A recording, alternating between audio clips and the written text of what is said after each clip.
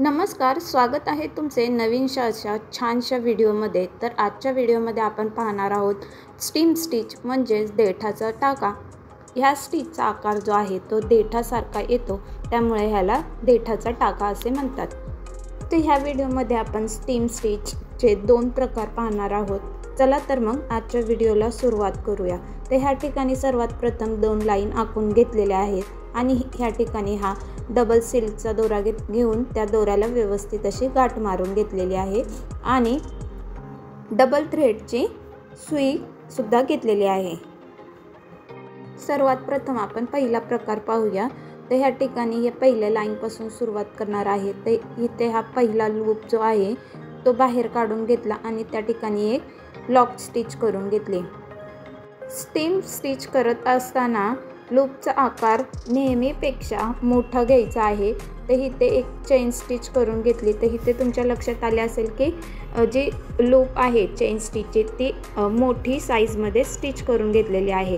आणि आता काय करायचं आहे, हा जो लूप बाहेर आलेला आहे तो पहिल्या लूपच्या बरोबर मध्यामध्ये लाईनवरती स्टिच करून घ्यायचा आहे। तर ह्या प्रकारे आणि दोरा हा पुन्हा पुढच्या बाजूला ओढून घ्यायचा आहे। तर पुन्हा सेम त्याच पद्धतीने स्टिच करायचं आहे। तर इथेही एक चेन स्टिच करून घेतली आणि त्या स्टिचच्या पुढे कोणतीही शॉर्ट चेन स्टिच न करता दोरा हा मागच्या दिशेने खेचून घेतला आणि पुन्हा एक चेन स्टिच आणि ती स्टिच करून झाल्यानंतर ना दोरा हा पुढच्या दिशेने खेचून घेतला। तर तुमच्या लक्षात आले असेल की दोरा हा पुढच्या दिशेने खेचून घेतल्यानंतर ना त्या ठिकाणी लॉक हे तयार होत आहे। तर खूपच सोपी आहे ही स्टीम स्टिच।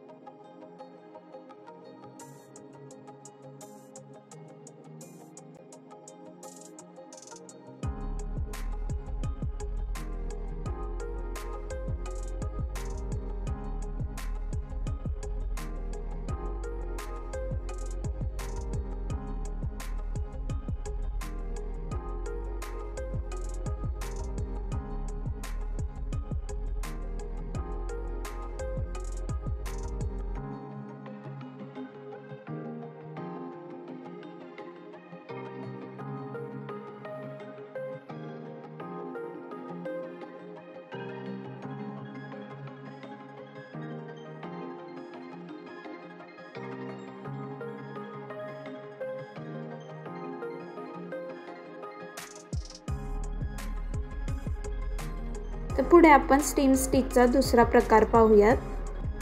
तर नेहमीप्रमाणे ह्या ठिकाणी एक सुरुवातीला लॉक स्टिच करून घेतली आणि ज्या पद्धतीने आपण पहिल्या प्रकारात लूपचा आकार जो आहे मोठा घेतलेला होता, सेम त्याच पद्धतीने लूपचा आकार हा मोठा घ्यायचा आहे। तर पहिल्या प्रकारामध्ये काय केलेलं होतं आपण की चेन स्टिच करून झाल्यानंतर ना दोरा हा मागच्या दिशेला मध्यामध्ये खेचून पुन्हा एक चेन स्टिच करून घेतलेली होती। तर दुसऱ्या प्रकारात काय करायचं आहे, चेन स्टिच केल्यानंतर ना त्याच्या पुढे एक शॉर्ट चेन स्टिच करून घ्यायची आहे ह्या अशा पद्धतीने आणि पुन्हा दोरा मागच्या दिशेला घेऊन आपली जी पहिली चेन स्टिच आहे त्याच्या मध्यामध्ये तो दोरा मागच्या दिशेला खेचून घ्यायचा आहे आणि पुन्हा एक चेन स्टिच व शॉर्ट चेन स्टिच करून घ्यायची आहे।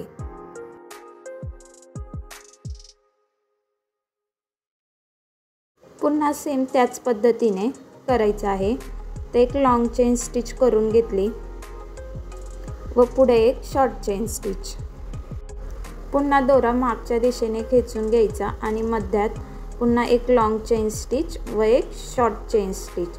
तर स्टीम स्टिच करत असताना नेहमी लक्षात ठेवायचं आहे की जो आपण रिवर्समध्ये दोरा मागे घेत असतो तो दोरा बरोबर लाईनवर पहिली जी चेन स्टिच असते बरोबर त्याच्या खाली आणि लाईनवरच आली पाहिजे, मगच आपला जो आकार आहे तो परफेक्ट असा येतो।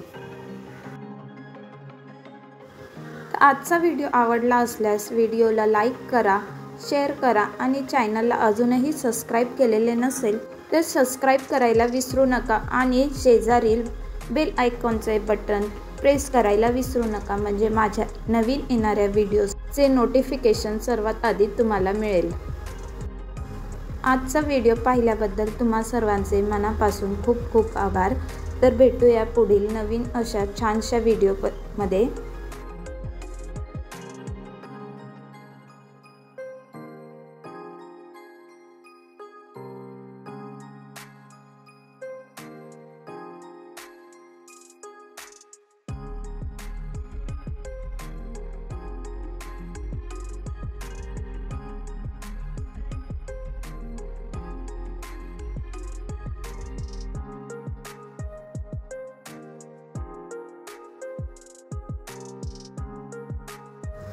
आजचा व्हिडिओ पाहिल्याबद्दल तुम्हा सर्वांचे मनापासून खूप खूप आभार। तर भेटूया पुढील नवीन अशा छानशा व्हिडिओमध्ये।